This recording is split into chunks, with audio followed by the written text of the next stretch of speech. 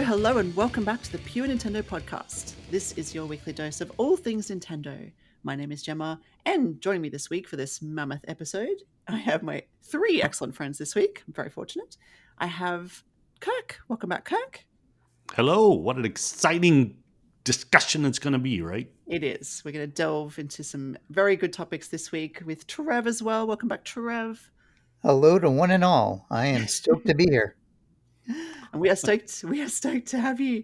And welcome back after a few months, I think. Welcome back, Justin. Yeah, thank you, everybody. It's been too long, but yeah, glad to be back and excited to talk Switch 2. Oh yeah, so this is the Switch 2 Direct breakdown episode because the Direct obviously happened on April the 2nd, finally. We have all the details, or pretty much all the details. We're going to go through the hardware, the games, and some other bits and bobs, of course. So let's get straight into it.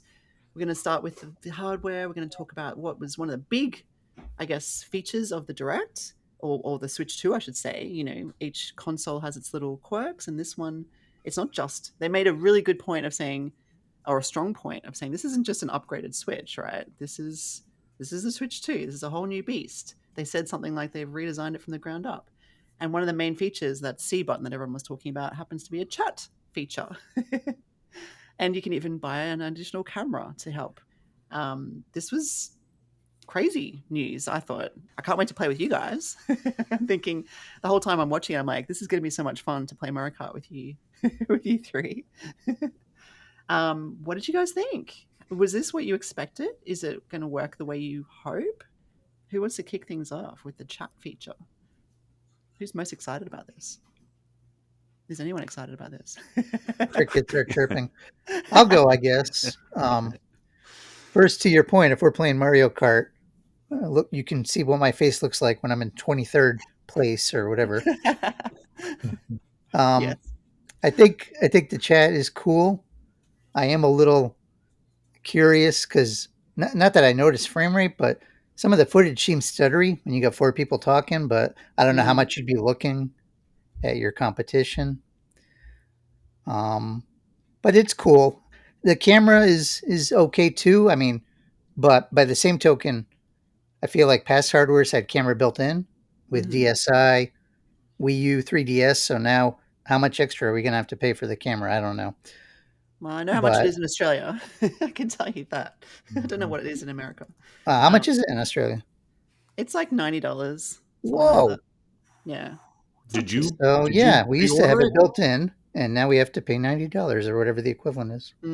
So it's well, they can't build it in on the Switch though because they don't know where your system is going to be docked. No, I get that. I'm just saying, you know, I'm always a little salty when we have these console reveals. So I don't know. Yeah, just me. Sorry, my bad. It's $70. I will correct myself immediately. I just looked it up just to confirm. It's $70. So it's probably, I mean, what's that in US dollars? That'd be 30, maybe 40 at most. I think I saw it was 50. 50, I would think 50. Yeah. Yeah. So I did not pre-order that. Just FYI, was that Kirk's question? That was my question. Thank you. No, I didn't. I've got the Switch 2 on pre-order, not the camera just yet. I haven't decided what peripherals to get because the Switch 2. We'll get to price later. Let's hold that thought. Stick with the chat. So, I mean, I did like that the camera is able to get rid of the background and just have your head in front of your gameplay. Like, that's pretty neat. I mean, I don't know how. It kind of reminds me of Teams backgrounds, I guess. Like if you use Teams for work, which I do, you know, you can change your background and it just keeps your head there. It looks like that. I think the tech is pretty good. I like how it chops the sound out. You know, the actual microphone. Doesn't matter if there's ambient noise. It's pretty clear, which is good. Yeah, they had somebody using a blender in the footage. I was thinking, sorry, Kirk, did you have something? Who does that? Like that poor guy's trying to play a game and someone's behind him running a blender. Read the room, buddy. You can wait. You can wait. Yeah, I was thinking the dude playing, sure, they can hear him still, but can he hear the other people over the blender? Probably not. He needs some It's headphones. that 3D sound they have, right? You can, I don't know. I mean, sound is important to us, right, Trev? Like, we love our soundtracks and our soundscapes. I mean, chat is a little bit different, but did that sound business impress you? It probably will when I have it in front of me. Like Yeah. even in the footage, like they did that little demo with like galloping horses, and I was watching it. I watched it on my own, and then I watched it with my wife, and I was joking. Like I turned my head. I'm like, "Hey, did you hear that over there?" But I'm sure it'll be cool, especially when they have like soundtrack heavy games that can really take advantage of it. And is that just headphones that they're talking about? I couldn't tell because they did show that like silhouette of headphones. In fact, that's what my wife said. She's like, "Is that another accessory?" And I'm like, "I don't." Like I paused. I'm like, "I don't think so," but I don't know for sure. And I ask that because one of the things that I was hoping that they would address on this is their support for surround sound, because the Switch has some dumb proprietary system that doesn't work with my sound bar. If I switch it to surround, I don't get the center channel. And when I had it hooked through a receiver before, I can't remember if it's an ARC or PCM thing. I apologize for not knowing the technology, but I had to run my Switch through that receiver through a completely different channel. Like I had to actually switch it away from everything else that was plugged in order to get actual surround. So as a result, with my current soundbar, I have to play in stereo, or else I just don't hear anything from what the center channel would be in surround. That's interesting. I wonder if that will be fixed in the Switch I hope 2. so. Yeah. Hopefully. You think Went so? on to many forums looking for a way around that, and everyone's like, "Nope, you're screwed." So that was it. Do you have a decent sound setup, Justin? What's your deal? I basically just have the two speakers. So yeah, stereo is pretty common. But it has some bass, but yeah, it hasn't. I've never had the surround stuff. Yeah. So who do we think? Like, I'm not really much of an online player when it comes to the Switch generally, so I don't know how often I would use the chat. But maybe it would encourage me more, and that's why I was definitely thinking like when we play together, it would be cool. Obviously, we usually use a different app to talk. We play on the Switch. I guess we can do it all in one, as long as the network doesn't give us any grief. Because yeah, I agree with Trev. There was a bit of stuttering in that video. I noticed that too. But you know what's neat? Like you think of back in the day, we'd hop on Discord or whatever. But with this, they showed we can all be playing different games Yeah. and still chat. So, say we just wanted to like check in weekly, and Kirk can be playing Xenoblade, and you can be playing Kirby. I can be playing, whatever. Justin can be doing his thing. I think that's kind of neat. Yeah, that is pretty neat. That is cool. We will definitely have to give that a try when it comes out. The note that I took when they announced this was that it's a great and much needed feature that I will never use. Yeah. Ever. Yeah. It does seem a bit like that for me too. But I mean, it's a tricky one. I think a lot of people will use it. I can see a lot of I'm old school. Although I did like also when they were demoing it, they were like showing like that one guy was trying to help the other player find something in Mario Kart World. I'm like, I don't think they understand how people behave when they're playing online games. I listen to my kids do it. There's no cooperative. I'm going to teach you how to do this. It's all attack and aggression, and that's the way they like to play. I don't know where Nintendo's finding these people who play games in such a gentle and pacifistic manner. Yeah, very good point. I think it's maybe the 20s, 30-year-olds. I don't know, not the tweens or the teens who are going to be doing that. I don't know. Yeah. Anything else to add to chat? Yeah. Did you guys see that? I forget the company. I think it was Hori or something like that, but they have a piranha plant camera. Did you see that? No. I just saw that like right before I hopped on. That's kind of cool. And it looked really cool. You can even close the camera is inside the piranha plant's mouth, and you can close its mouth to like basically, close turn off the camera. But it also, the piranha plant can come out of its little base and plug directly into the top of the Switch 2. So if you were like in handheld mode or tabletop mode, you can plug it in like that. Or cool. if it's sitting next to your TV, I think it does have a cable. But I was like, oh, that looks really cool. It was a really clever thing. And I guess I didn't realize it, but I saw I saw some sort of a screenshot that showed the settings of where you can connect the camera, and it supposedly will support other third-party cameras. So there's potential, like if you have another webcam that's, maybe fairly modern, I don't know, but that you might be able to plug it in, and there was a button to like test that you could use it or not.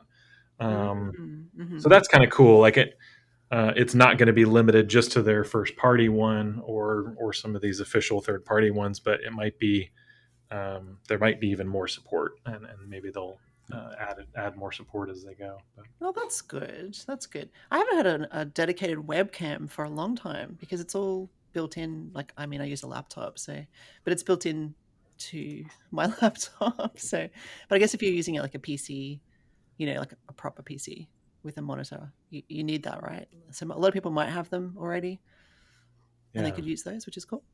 Yeah, very cool. Interesting. So, what do we think about the Nintendo Switch 2 Welcome Tour, which, I mean, it looks quirky and cool in a Nintendo way. It's also a paid game. No idea how much it's going to cost. Digital only, which kind of makes sense, I suppose. I think I saw that it's like only around $5, $4 or $5. Okay, so it's not so bad. I'm just That's thinking, about a fair price, I think. Yeah, because it could have been a pack-in, right? Well, yeah, that's almost like at that price, it's like, why not a pack-in, right? Yeah, it does seem a little nickel and dimey, but again, I don't want to get the pricing yet, but but yeah, it does seem like out of all the games to do a pack-in, that this seemed like it would be an ideal one. Switch 2 Welcome Tour. I don't know. Yeah. Even the name. Although, if they had packed that in, people would have complained about what is this? Why are we not getting a better game for our free game on the system? Yeah. Oh, yeah. You'd have people Nintendo was going to way. lose no matter what. Yeah, pretty much. Unless they hit it. Like, they don't even announce it as anything, and it's just there when you turn on the system. You're like, oh, this is helpful. What a fun way to learn about the system. It sort of reminds me, Kirk, when Apple gave everybody that free album. Oh yeah, do you remember that? There was some like they gave album. Yeah, it was a U2 album. What? And a bunch of people were like really upset. I don't want this album. I don't want this free thing. What? Because they don't like U2? I guess. Yeah, well, it like forced them to download it. For whatever reason, the setting I have with my iPhone and iTunes, I never got it. It never got pushed over to me, so I never had to deal with it. Yeah, I'm not a U2 fan, so I wouldn't have. Like, I got to delete this. Did they just try to find a band that had the biggest fan base? I guess so. I think Bono was working with them somehow at the time. Something. But wow, okay. But yeah, to your point, you're never going to please everybody. It's Oh yeah, no. I mean, it's not. It looks. Yeah, I like that it's a different way to approach a hardware, I guess, tour. And some of the mini games looked really fun. Yeah. Which, it'll be a shame if people don't buy it, I suppose, for that reason. Yeah. It seems like it could almost have some Wii Play style games, right? Like, I don't know if you remember Wii Play, but that was, like Wii Sports had a few core games that had a lot of legs to them, right? Like it was like you could really get a lot of depth from the gameplay. But Wii Play, there was like a lot of mini games, and maybe some of them were a bit shallow, but still had some fun ones. Some of the target practice one, or the tank mini game on that was really fun. Yeah. I love the spotting the me one in the crowd. That was fun. It got so hard because there were so many me's on the screen to find. Yeah, that's good. Yeah, it does have that vibe. And Wii Play wasn't free either, was it? Like Wii Sports was the pack-in, and then Wii Play was whatever that cost. Yeah, it had a controller with it though. Oh, true. So. True. Yep. That's where it got a lot of sales. Yeah. Speaking of controllers, I think I saw that this is the case, but do the existing Pro controllers work on the Switch 2? Like Switch 1 Pro controllers work on Switch 2? Yes. Yeah. That's good. And the Joy-Cons will connect wirelessly. Obviously can't slide onto the Switch 2, but yeah, all of that stuff looks like it'll work, which is awesome. So again, if people are a bit more price conscious and they're like, hey, I'm not going to get a bunch of Switch 2 Joy-Cons, you'll still be able to, all the controllers you've invested in with the Switch 1 will just work. So yeah, that's a relief, because at first I was pre-ordering. Mhm. Sorry, sore point. And they've got the Pro controller, the Pro 2 controller, whatever it's called. And I'm like, I kind of want that, but it's like $110 here, Mhm. and I'm already paying a lot for the Switch 2 and Mario Kart. So it's like, but I already have 2 Joy-Cons with the Switch 2. I want to play Mario Kart with 4 people. What do I do? And then I looked it up. I'm like, oh, okay, that's good. The Switch, because I have a couple of Pros already. So that's good. I can put off the Pro 2 for a bit longer. Yeah. I guess it would depend because the new Pro controller's got the chat button built in. Yeah, that's Yeah. the So thing. if you were brand new and like you skipped the Switch generation, you'd want that. And I think it's got. Does it have a jack on the top and bottom, or is that the base unit itself? I think. Oh, was it the controller? I don't Or remember, but either way, that's a cool little hardware feature because it I is. used to hate in handheld mode having if it was plugged in, kind of poking into me. I'm like, why isn't this on top? So Yeah, that's true. That's true. Yeah, It that's a really also good has point. it also has 2 more buttons on the bottom. The Yeah. Pro controller, which is Is it G? yeah, GR? GL and GR. Yeah. Mhm. Yeah. What do we know what they do? Did they tell us? They said that they can be mapped to any button. So, like, my guess is, I think they've had these types of buttons on some of like the Pro controllers for like PlayStation and Xbox have like those more expensive controllers, and they've had these.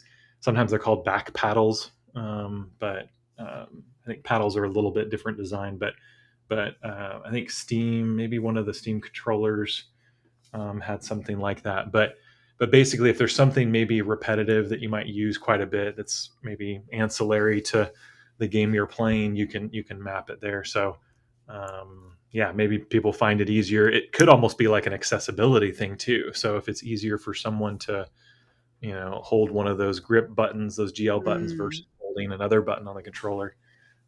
So I know cool. Nintendo hasn't always done the best with their accessibility side of things. Mm, This is maybe just a small step for that, but yeah. One small step for man. yeah, If yeah. we just talk about the chat again quickly, because I was thinking, or the C button, I suppose, in particular, on the Pro controller, it obviously has the C button. You can press it and open up the chat menu. If you're using the old Pro controllers, is there another way to get to that menu just by the home button or something? Like, is it accessible still, do you think? Mhm. Do I you would, need that button? I wonder. yeah, I would think so. Like, how you could hold down the home button on the Switch One and it brought up that like mini menu over the. It was like an overlay that would slide in from the right. You could go into sleep mode, or you could, I think, turn your Wi-Fi on and off, or some of those like quick settings. I wonder if they'll have something like that where you could hold the home button and then in the quick menu turn on chat. I never knew you could do that. No, I did not either. I Oh, needed really? a Switch welcome tour. Why was there no Switch welcome tour? Yeah, I've used it several times, like just getting on the plane, or like just to turn Wi-Fi off really quick, or airplane mode, or just quit. Like if you quickly want to adjust the brightness settings, just hold down the home button and it'll bring that quick menu over. We need Justin to give us the tour. Thank you, Justin. That's awesome. No, I did not know. Trev, did you know about that? Trev probably did. Where's Trev? You still with us? no, I didn't know about it. Okay. It's like we were joking about last week. The more you know. Yeah. Yeah, exactly. Well, speaking. Something. Sorry. Oh, Go. sorry. Something else about the Pro controller before we move on, and the Switch, the Joy-Con 2s. They announced HD Rumble 2. It was kind of buried in some of their sites, but HD Rumble 2 is apparently an upgrade on the existing HD Rumble, which honestly wasn't utilized that much in a lot of games. But I guess they say here that it powers up the fidelity and capability of the force feedback. It can quickly respond to in-game action and convey even more complex rumble patterns than before. Okay. So Interesting. Yeah. that's another component to think about, as maybe as the Switch 2's life goes on and people are like, man, the rumble and the Pro controller 2 is great. I could see people wanting to upgrade for that too. Yeah, true. I definitely will want to get one. I just don't know if it'll be day one for Yeah. me. Yeah, I'll be getting one on day one. I'm sure most of the games I play, I require the Pro as opposed to the Joy-Con. Yeah. Yeah. I might relent. I've got till June, so we'll see. You guys never used, what was that shell that you could slide the Joy-Cons in to make it feel like a controller? Oh yeah, Yeah. the grip, the Joy-Con grip. Yeah, Yeah. I It would still use the didn't feel Joy-Con as grip nice quite a though. bit. Yeah, yeah, I would agree. Like it wasn't ideal. Like if I was in TV mode, I was pretty much consistently using a Pro controller. I only ended up getting like 2 of those over the last 8 years. I never had like 4 Pro controllers. You know, like it was kind of rare that I needed 4 of those. Like if we did have company or game nights or things like that, you know, you like, well, we got some Joy-Cons. A couple people get Joy-Cons. A couple people get Pro controllers. But Yeah, same. We do have 2. I got the Zelda one a couple years ago, the Tears of the Kingdom one, and I Yeah. bought sort of a third party, not a Pro controller, but a third party version of that, which is a Pokemon Pikachu one. So we kind of have 3, but it's really 2 official and a third party one because there are 3 of us, me and the 2 kids mostly, and then if someone else joins us, we use Joy-Cons. So yeah, that's okay. Yeah, I had some third-party ones too from like PowerA, and they were good. I mean, they didn't have Rumble, but they were also, fair amount cheaper too. So it'll be Yeah. interesting to see what the Switch 2 gets from, these other companies in terms of accessories. They may be able to target more budget-minded consumers. Yeah. Mm-hmm. I already Yeah. did get one email from a third-party manufacturer about their lineup for that. Oh, right. Okay. Cool. To try one or to buy one? No, it was just they were announcing all their accessories. Okay. I don't know how to pronounce it. JSAUX, but it's all caps. It is JSAL. Okay. Speaking of things that you know or don't know, micro SD express cards is the new way of expanding the memory or the storage of your Switch 2. And I did not know what this was. I'd never heard of an express card before, micro SD express card. So the ones that we use in the Switch 1 are not compatible. Had you guys heard of these types of cards? Not me. Yeah, No? not until I saw a rumor that this was going to happen. Okay. Yeah. Justin, maybe you've heard of it? Yeah, I'd been following some of the leaks and rumors, and I think they were anticipating that as games get larger, file size wise, and if people were like, well, if the Switch 2 is capable of 4K visuals and all of this, you're going to need some faster storage to be able to read all that new data quicker, right? So it makes sense that they're moving to that new standard. It is a little bit of a bummer that you can't just take a micro SD card and throw it into the Switch 2, at least copy stuff off. Maybe not have it where you can load games from it, but at least copy the data to the Switch 2 as a transfer process. But sounds like the transfer from a Switch 1 to Switch 2 is maybe just going to be wirelessly, which is going to be kind of slow. Yeah. Yeah. But Yeah, it does seem like it'll be slow. I do wonder how long that will take. Mhm. My phone Can the- does that. Like I'm sure yours does too. When you buy Yeah. a new version of the same brand of phone, you can Yeah. transfer relatively quickly. But anyway, we'll see. Sorry, Kirk, what were you going to say? Well, I was going to ask if the express cards can go backwards. Like, when I get the express card, is there an adapter or something so I can plug that into the current Switch, pass everything over to well, no, I guess that doesn't make sense because I still have a lot of content on the previous card, the standard card. So never mind. Will you? Yeah, Do you I'm not reckon? sure. Answer my own question. Do you think you'll transfer Switch to Switch 2 or start fresh and just keep the Switch 1 as a separate console kind of thing? Oh, I'll be transferring because I got to give the old Switch to one of my other kids. But here's my question. Are we going to be able to transfer? Because we have 8 years worth of review games. And the Switch 2 has 256, which sounds like a lot compared to the original Switch, but it's really not. Yeah. I mean, I have, just to demonstrate, I have a physical copy of an NBA 2K game, physical, and that took a 27 gigabyte update just to run. If you get a digital version of that, it's approaching 60 gigabytes. And with these express cards, like, do they even have a terabyte model on the market? They Yes. do, yeah.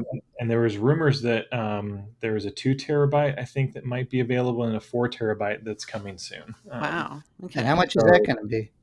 Well, so if there's any indicator, the 1 terabyte that I saw was from Lexar, and it was $200. but I did see GameStop apparently has their own brand, and I saw a 1 terabyte micro SD Express that's made for the Switch 2 that's 150. So I could see a lot of people, going for that. I'm sure as these are coming out, there's going to be a lot of price competition. That'll get driven down close to the $100 mark for a terabyte. But yeah, 2 terabyte, 4 terabyte, you're going to be over $200 easily for that. The micro SD Express standard is just very new. So with that fast IO speed, it is going to be more expensive for a little while. Yeah. Although the good news is, at least with a lot of the stores here in the U.S., the memory cards are one of the things that they really discount heavily for various Yes. sales. Yeah. You can almost always get gigantic discounts on them. So if you can hold out till Yep. around like Black Friday or such, you'll be able to save probably Yeah, that's 50% or Yeah. more. Yeah. Good Yeah, point. Just be careful if you go on Amazon. There's a lot of Oh yeah, bad Mm. knockoffs. Yeah. I got scammed on Amazon a few years ago. Terrible. I was looking at Best Buy earlier, and they had the cards from Samsung and SanDisk. I think there was one for like 130, and then one for 170 for 1 terabyte. So nice. Mm-hmm. Yeah. And I think 1 terabyte that'll add some good legs. You'd have the 256 internal plus that 1 terabyte. I think like 2 terabyte, maybe that's a bit more future proofing, but like you said, Kirk, I think it's going to be a bit cost prohibitive at launch, and it'll go down within a year or two. Like this ton of people are going to buy these Express cards just for the Switch 2, and I'm sure other devices will be coming out that support it. So it's gonna drive the prices down eventually. Yeah. So overall hardware, before we move on to games, are we impressed? Are we happy? Did we get what we wanted? I'm very impressed and excited about, like, I don't know if you guys saw, but we got 4K resolution, even up to 120 hertz, 120 frames per second for some games. Now that's not going to be at 4K resolution. I think 4K, it's maxed out at 60 frames per second, which is still excellent. And then I think they said Metroid Prime 4 had like a 1080p 120 performance mode. So things like Rocket League or some of these other competitive games playing at 120 FPS is really cool. And think about all the indie games like platformers where you might need just that extra little bit of frame rate. That's going to be really compelling. So, and then it also has variable refresh rate. It's HDR support for the Switch 2 screen. There's a lot of like boxes it's checking that, like, obviously no Nintendo system has ever checked, and it's pretty competent and comparable with current systems with the types of feature set they're offering. Now it's not going to be, you're not going to get full graphics parity with a PS5 or an Xbox Series, of course, but it's going to be able to run a lot more games that couldn't run on Switch 1 and run them really well. So hardware wise, I'm over the moon with it. It's what I really wanted. OLED is probably the only thing that I would be like, once, but I think they're saving that for a future iteration. Yeah. Like that's a natural iteration. So yeah, that makes sense. Yeah. And I agree with everything he said. My only caveat, as I mentioned before, is that I want to see what they're doing with surround sound in docked mode. But everything else, straight up to the larger buttons and sticks. Yeah. I Makes won't me mind. happy. I won't mind playing Mario Kart with a Joy-Con now, because it's those little SLSR ones that are just so hard to tap when you're playing Mario Kart, and you can't do the items in the sliding. It's like it's so hard. Yeah. Yeah, that'll make a huge difference, definitely. Trev, overall impressions with hardware? Yeah, I like what you guys said. I do have a little some worries with like some compatibility stuff, which, to be fair, it looks like Nintendo's really trying to iron it out and make it as backwards compatible as possible.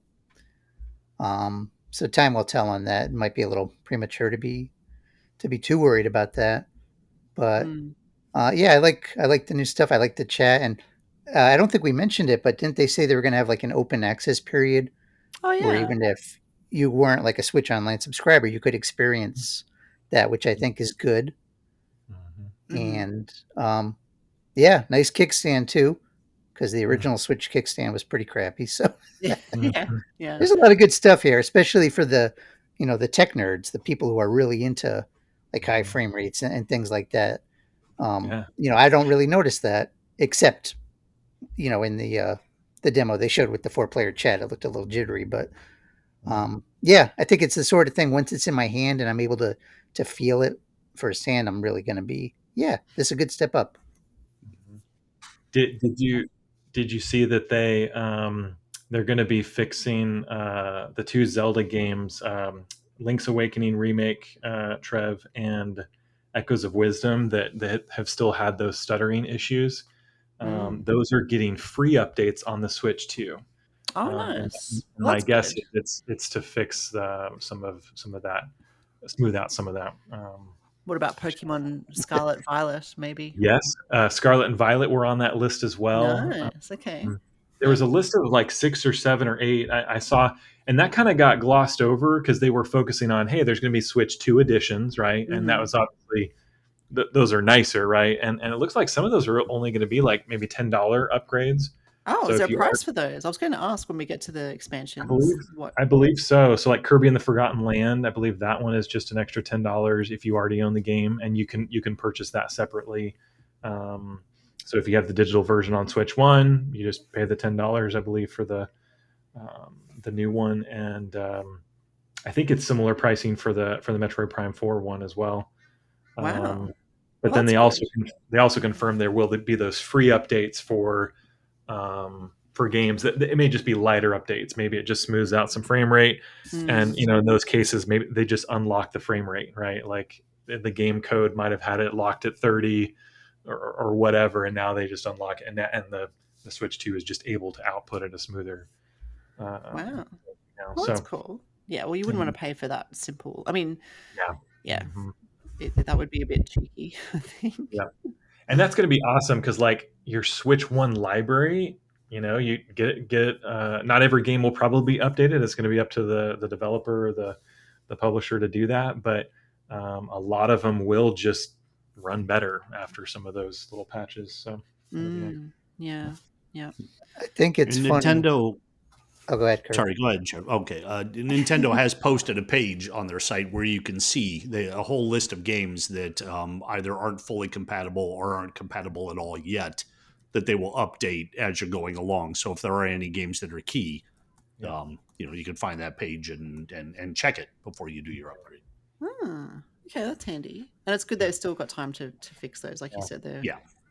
updating And I it. think it was like 99% of the games are already supported, right? It was things like the Labo games and some of those that were like the asterisks, but potentially you'd still be able to play them, like wirelessly connect them, but maybe there's other, I don't know. Well, that's a handy guide. Yeah, definitely check that out. Be interesting to see what's left over at the end, if anything. I guess there'll be a couple, but yeah. I did find it interesting that they highlighted Clubhouse games Yeah. because Yeah. even though I don't tend to notice frame rate, I remember when I reviewed that for the site and took it online, it was very stuttery. Maybe not as bad as like when we played Dr. Mario 64 online. Yeah. It was bad, and Clubhouse games is not a intense game. So Yeah. the fact that they showed that as a demo, I'm like, huh, I wonder. So I'll have to check that out and see if that can impress me. Yeah. Well, we haven't even mentioned that.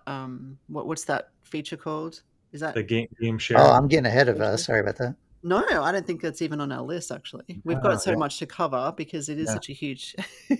Yeah, we're talking hardware, so I think that makes sense. But yeah, the game share feature, I didn't realize this, but it actually is just wirelessly streaming it. Did you guys catch that?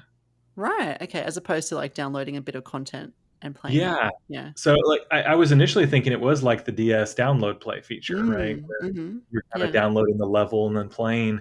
But they said that if you read was it the Ask the Developer that came out with those interviews on Wednesday, they were talking about it in there, and they said games were too big, so it made it that made it too much of an issue. So Right. Wow. it actually sort of uses a Wii U like feature where the games were just cast to the Wii U gamepad. You had to be really close, right? So that's why it's only kind of local multiplayer with that. But yeah, basically it is just, I don't, maybe they said that you could do it online too. Maybe it's not just restricted to local, but yeah, you're basically just casting that gameplay to the other connected switches. So and the fact that it can be Switch 2s and Switch 1s is pretty quite crazy. Yeah, So, that is kind of cool actually. I did like that feature, and it definitely was reminiscent of the DS days. We used that a lot for like Mario Kart. Was it Mario Kart 7 or one yeah. before that maybe? Yeah, Mario Kart DS, I guess. Yeah, DS. Yeah, yeah. That was awesome. Did you have something to say then, Kirk? Sorry. No, I was just going to add the Zelda game. What was the one where you could play with 4 people? Oh yeah. You had to have them all connected. Mm-hmm. Uh, Yeah. Oh, Four Swords. Yeah. Yeah. I used to play that with the kids all the time. Well, let's move on to some games then, because that's kind of the meaty part. I know Kirk was definitely looking forward to the gaming side of, you didn't want the direct to be too focused on the hardware, right? Like, And they did a good job. I will Yeah. applaud them. We saw some developers, but mainly it was just say, hey, we got this game. We didn't have to hear them go into any detail, which I yeah. like, but not at an event like this. Yeah. Yes. It was a good balance, I thought. Yes. Yeah. I thought the whole direct was very well paced. Yeah, me too. And I was messaging you guys during it, so I hope I didn't spoil anything if you weren't watching it live. But because Although the video hung up, did you get that too? Yes, it did. Okay. Yeah, I just want to make sure that was everyone. yeah. Yeah, I checked I on my experienced phone that and too. on the TV, and it did it on both. Sorry, Justin. Yeah, the same thing. I was like, wait a minute, like it kind of froze up for me, and I was still hearing the audio. Yeah. Up and I checked my phone, and I wonder if YouTube had like a blip or something where I reckon they had so many streamers, maybe, because I didn't see the numbers, but was it pretty high at one point? Right. I would imagine it might have taxed their systems. I don't know. Yes. Google will need to fix that, but they caught up. I don't know if Google fixed it, because I don't know if a streamer can choose what's playing, but they managed to catch up. Like at first, the video started playing again, but the audio was obviously out of sync. But then it fixed itself. So I'm like, oh, okay, whatever happened. I do feel bad for those third-party games because it was during some of the third-party showcase. I didn't even see like was it Star Wars Outlaws and some of these other third-party games that were announced. Like I had to like afterwards, like which ones did I miss there? Like I'm sure a lot of people just missed those, and that's kind of wonder if Nintendo should. Yeah, that was it broke a lot of developer hearts. I know, and I wonder if the people at Nintendo who were in charge of this would have been stressing big time. I can imagine some boss going, "Get this fixed." Yeah. But anyway, it got fixed. So, but yeah, they started off the direct strongly, I suppose, as well in terms of games, because the very first thing they showed was Mario Kart World. And do you guys remember me saying a couple of years ago that they should make an open world Mario Kart and they should call it Mario Kart World and Goombas should be drivers? Because I said that, just FYI. You've got so many things to hold over people on this, and you're going back to something you said 2 years ago to add even more. Yeah, do you remember this? Trev, I'm thinking you might remember this, especially. I'm sure it was you I was talking to about this.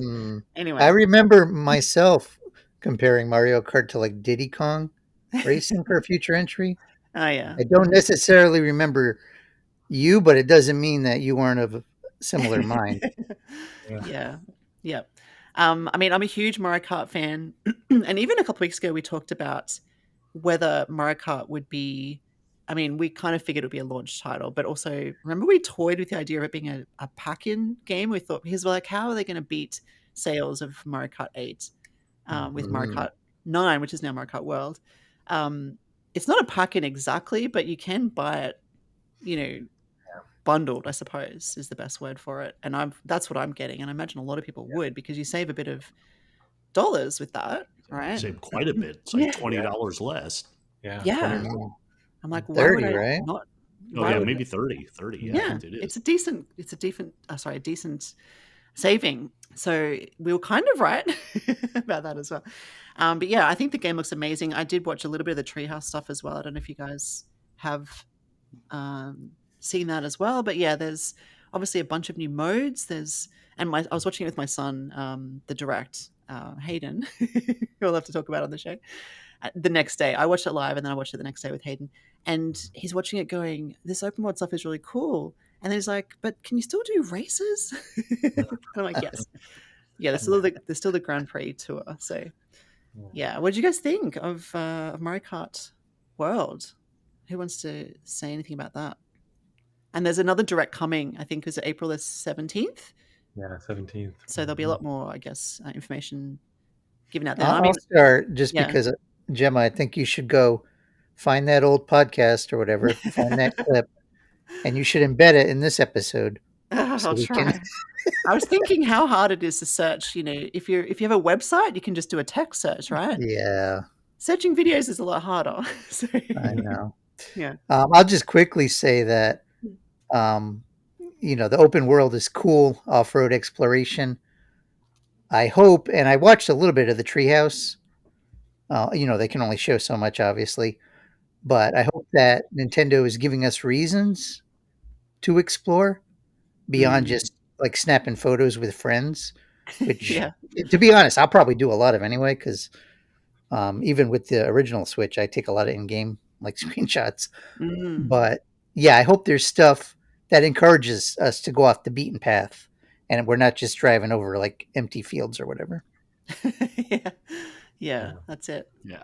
I don't play it enough to really comment. Like, I would have to wait and see the tracks. With me, it's all about the tracks and whether they're fun. It's never a game I'm going to buy, but I will always play it if someone else has it. And I had the same thought: is why do I want to drive between tracks?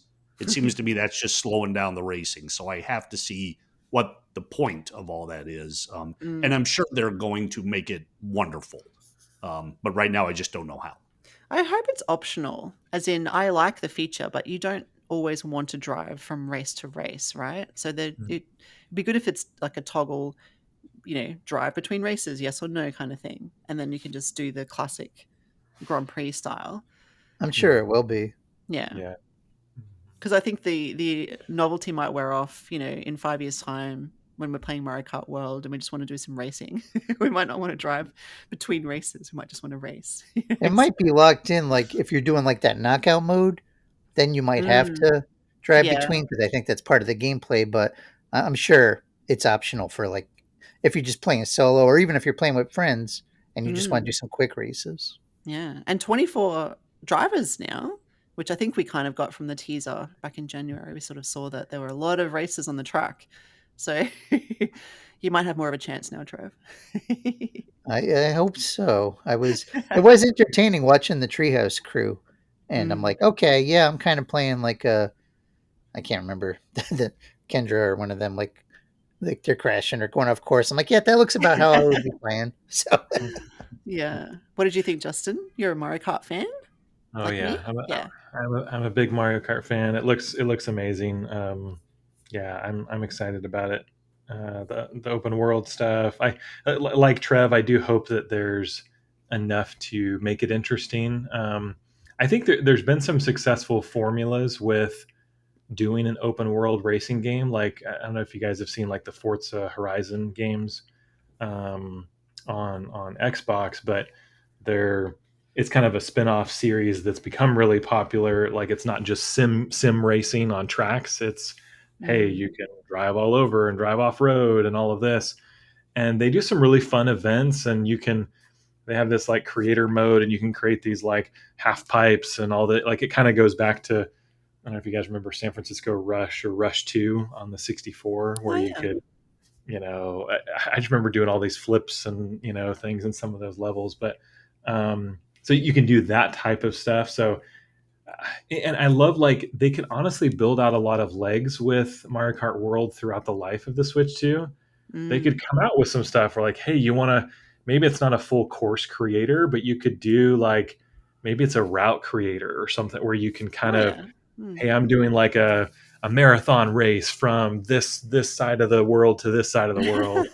Yeah. You can share some custom route or, I don't know, like, and maybe that's what it'll be, is like, you're not doing a full custom bespoke track, but you're, hey, go past this mountain here, and you got to go around this side and then spiral here. Like, I don't know, that would kind of be cool. So I think there's going to be kind of limitless options, and I think they'll probably bring back some retro tracks too.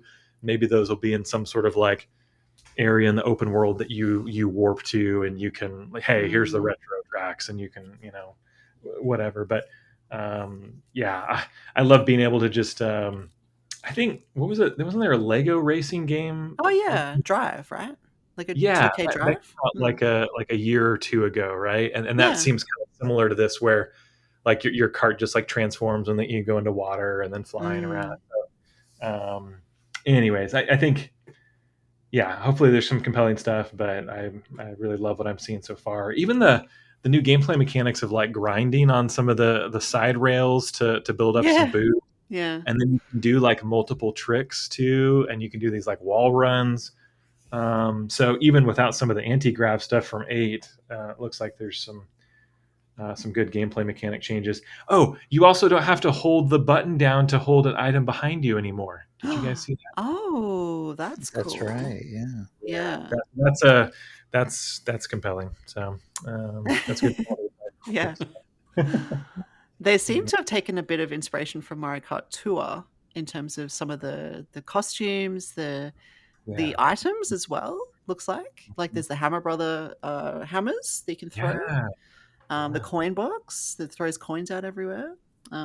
Yeah, I saw a lot of crossover there, and it looks like there's like a million characters to choose from. I don't know if they gave a number, but like I saw there were 12 spaces and 4 pages. So right.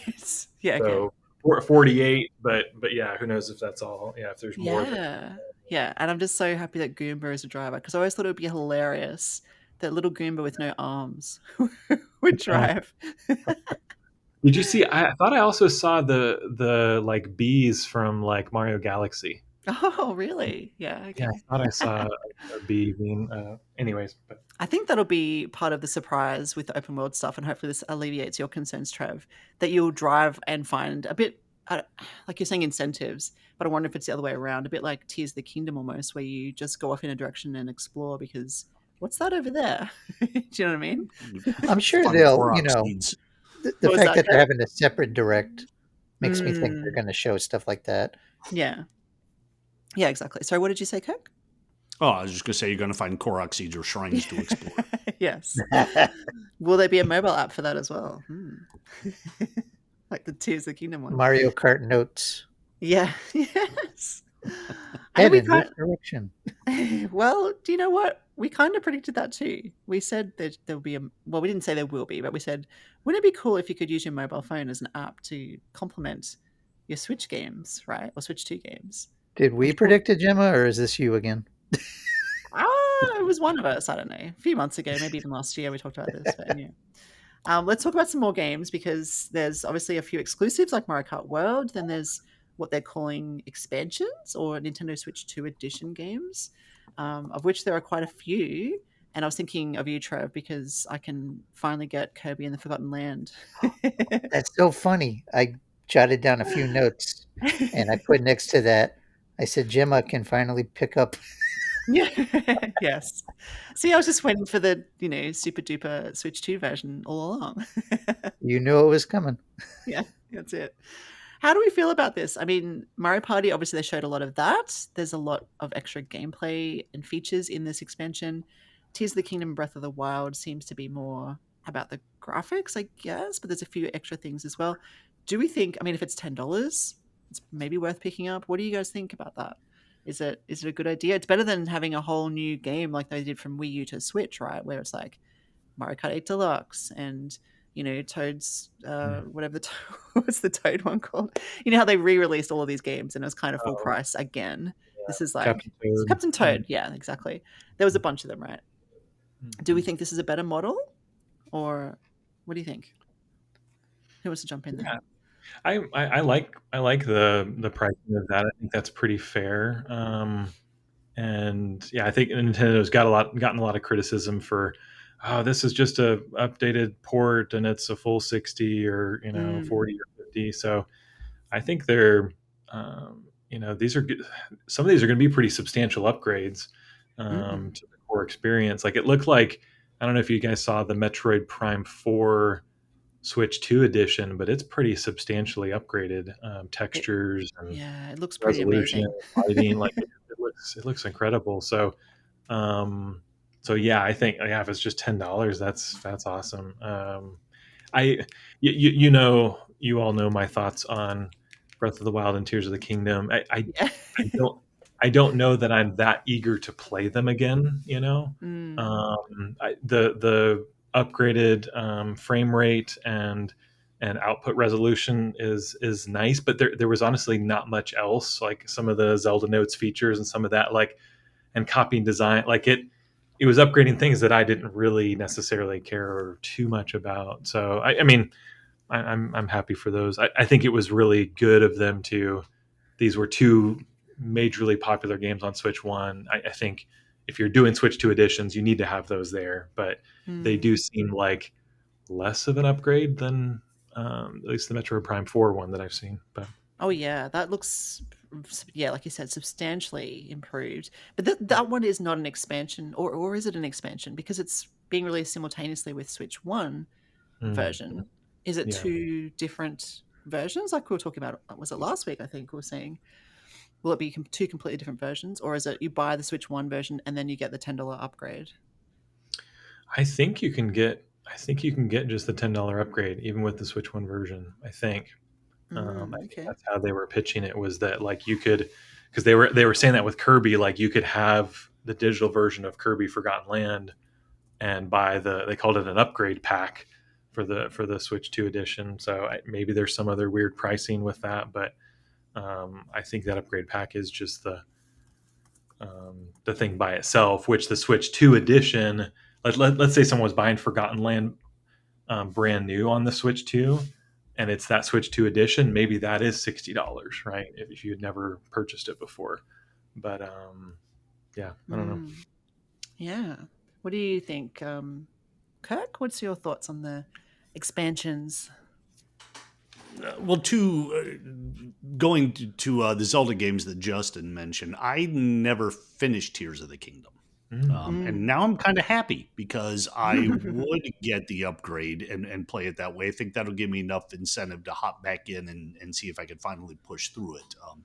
So I'm holding off specifically. In fact, Sam and I were talking about that being one of our Twilight games, as I call it, where we want to finish that before the Switch 2 comes out. We're like, well, not now. Yeah. Now we have to wait and tackle it then. I think I also saw that if you are a subscriber to Nintendo Switch Online Plus expansion pack, then you get all these expansion packs for free, or at least some of them, maybe not all of them. But some of them are going to be rolled into that, so you don't have to pay extra if you're already subscribing to that service, which thankfully I am. That's interesting. I think that's huge and something that was glossed over, right? And that's a really big move from Nintendo that, hey, if you're a subscriber, you get those for free. That's cool. Yeah. And if you're not, it's more incentive to do it. Yeah. It's not that much more expensive than the regular service. And if you're upgrading multiple games, then it would save you money to do that. Totally. I just don't know. They haven't released, at least what I'm looking at on, my local kind of website in Australia. Some of the stuff is available for pre-order. I can see, Kirby, for example, but it's $110 and it's called the Switch 2 edition. So that's not the expansion. That's just the full. If you don't have, like me, I would have to get that because I don't have Kirby. I would get the full game, and they've got the same with Mario Party and Breath of the Wild and Tears of the Kingdom. So I didn't realize with Tears of the Kingdom, for example, you could, if you didn't have the Switch 1 version, you could just buy this specifically for the Switch 2. Yeah. Yeah. A bit like Mario Party, where you can choose, and Kirby you can choose. I guess all of these ones you can choose either the full game or just the expansion, which I don't seem to have a price for that yet here. So that will be interesting. And if it's free, hey, all the better. So, yeah. Trev, any thoughts on that before we move on? I'm just really stoked you'll finally be able to play Forgotten Land. Yeah, no, me too. I was so excited. I think we can go back and retroactively make it our game of the year for 2022 or whatever year it was, because Justin voted for it too. I think was number one. Yeah, I did feel bad about that I wasn't in that crew. But I do think, because it comes with extra, is it an extra story or something, right? Like there's extra content for that one too. So it does feel and even the Treehouse Live footage was showing some differences. Like I haven't really played it since we beat it, that year, but it was interesting. Like it was looking like different angles or whatever, almost like I'm dating myself, but like kind of when they did like Resident Evil Director's Cut way back in the day on PS1. Like it was the same game, but they had different camera angles, so scenes look different. Yeah. Um, but that's cool. I mean, it's a great game. It's a best selling Kirby game. I was wondering, listening to Kirk talk, like, will Tears of the Kingdom like incorporate the HD rumble? Like I was trying to imagine putting up those President Hudson signs and feeling like if it was wobbling, like right down to the inch. Yeah. Did you get all of those, Kirk, in the end? You can go back and No, not yet. finish And the boy, yeah, signs. now I'm excited to the way Trevor's describing it. Yeah. Really feel like I'm working for President Hudson Yeah. Yep. down in the dirt. I I just can't guess imagine you guys using the map to find the Koroks. I do wish that was built into the game and not tied to mobile. Yeah. Yeah. Because I think it'd be more compelling. And some of these, to be honest, like Mario Party Jamboree, like I love that game. That was one of my favorites. But like the new modes, it almost looks like PS2 iToy type games.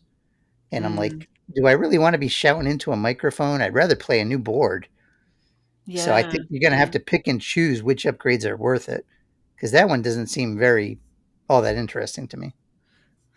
Yeah, I tend to agree. I mean, I also love that game very much. So it's the best Mario Party in a long time. It does seem a bit, I don't want to use the word gimmicky, but it's using the camera and those features that we maybe don't necessarily love, but other people might. But yeah, it's funny because wasn't it, there was the Xbox had a camera peripheral a few years ago, didn't they? Oh, the Connect, or was it? Yeah, Connect, and then Yeah. you mentioned the PlayStation one as well. Nintendo, are they behind the times, or are they just trying to do it better and differently? Do we think? I mean, it's sort of heading back to hardware with this, but just because, yeah, Mario Party Jamboree does seem to be heavily using that camera tech. It's not quite, it's not quite the same as the PlayStation Eye or the Kinect in the sense it's not going to be quite as. I don't know that it'll have quite the body motion sensing that like Yeah. Kinect and the PSI had, where it could like Xbox had all those games like these dance games, right, where it would see your movements. Maybe this can do that because it's obviously doing some work to cut your head out and superimpose it on these screen shares and stuff. But Hmm. so maybe it has more motion sensing than I think. But it seems like what they're doing in Mario Party is a bit more like inserting your avatar, doing some basic facial recognition and things. So Mm. doesn't Yeah, seem quite as a response to that true. stuff of Okay. the. But could still the having that USB-C port on the top of the Switch 2 does give them a lot of options. Like they could come up with some pretty wild new accessories. I mean, like where's the Switch 2 printer? Like when do we get? You know, Yeah. we got the Switch 2 camera. So where's the printer, Nintendo? So, Yeah. Yes. Thank you for setting us straight there, Justin, with the camera stuff. Let's talk about Metroid Prime 4, which I think for some of us is probably the biggest. I mean, we obviously knew about this game, but seeing it in 4K, especially Justin, as you've already mentioned, it's looking pretty fantastic, right? yeah. Is this kind of the one that's going to showcase the graphical capabilities of the Switch 2 the most? Yeah, I think so. I mean, like Mario Kart does look amazing as well, and the new Mm. Donkey Kong looks gorgeous too. They look gorgeous in their own right. But as far as like a franchise that does lean more towards like a realistic, quotes realistic art style, Mm. Hmm. Metroid definitely fits that bill more than most of Nintendo's franchises. Yeah. And they're really nailing it. I was a little. I did watch some of the Treehouse footage, and there's a little bit. I was watching some of it, and it was looking really good. I was like, oh man, this is kind of spoilery. So, Yeah. I would caution people if they don't want like it's kind of the first 20 minutes of the game spoiled. Mm. Um, it was a little. My only kind of like knock on it right now is it was like it feels like they're leaning into like Halo a little bit, like these like big crazy set pieces. Not that Metroid doesn't need that. I get, I don't know, can't have it, but I don't know. It just seemed very like, oh, there's this big war going on, and she's flying her ship and shooting ships down and all that. Like one of the things I like with the Metroid series is sort of the isolation of it. The you do feel alone in the universe, and you're trying to unravel some mystery, right? And you feel that in a lot of the game. And so at least the demo that they show, the gameplay they showed in Treehouse, it was just that kind of intro area, and it was just very not Metroid to me.